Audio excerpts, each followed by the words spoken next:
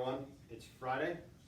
Todd and I are in his facility here, and the next Socially distant, yeah, right? and Stay about back. six, yeah, it's a little small to be socially distant in this room, but you know, we're trying. And over the next couple of weeks, we're going to give you some more tips while you're sitting indoors, watching Netflix, watching the news, drinking, because there's not much else to do during this time.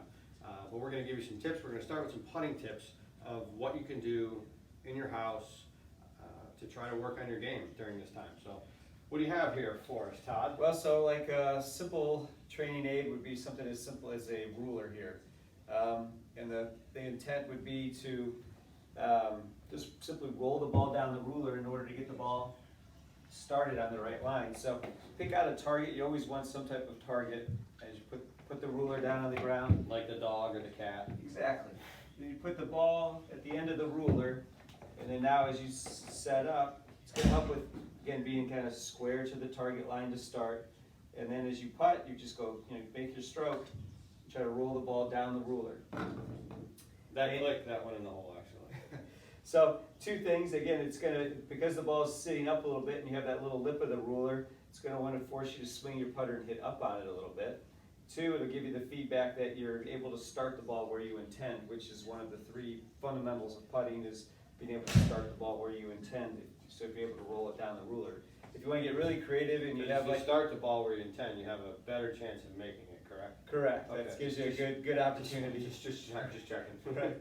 And then if you get really creative, you have a yardstick, you could even go out there and go try to roll it down 3 feet as opposed to a foot. Yeah, and what he mentioned as far as hitting up on a golf ball, very, very important to hit up on the golf ball when you're putting. So that's a good trick. What else do we have?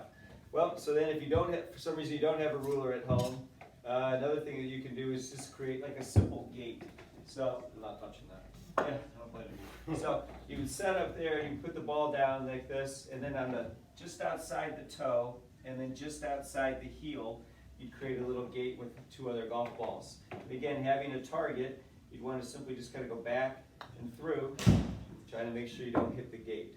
Now the other thing too, if you're struggling with the gate, let's say you're hitting one of these balls, let's say you consistently hit this ball here on the heel side.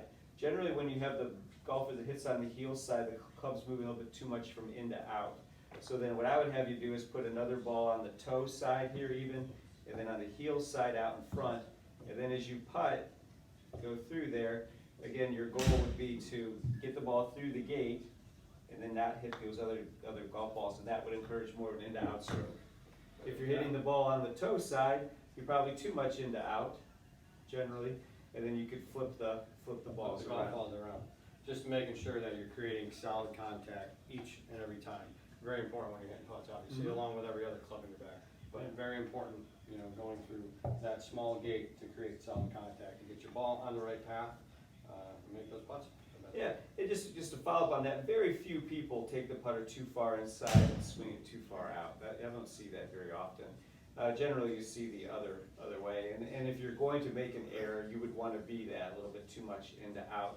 That encourages again the putter to kind of swing up as it's going up on it, and helps to low out. Where the other one kind of out to ends, kind of hitting down on it more. Correct. So when you swing, to the out, that ball is going to roll end over end a little bit more, as opposed to if you cut across it, Right. It might bounce and then spin a little left to right on that. So, Right. 2 great drills for you guys to work at home indoors. We will see you soon with more tips from the indoors.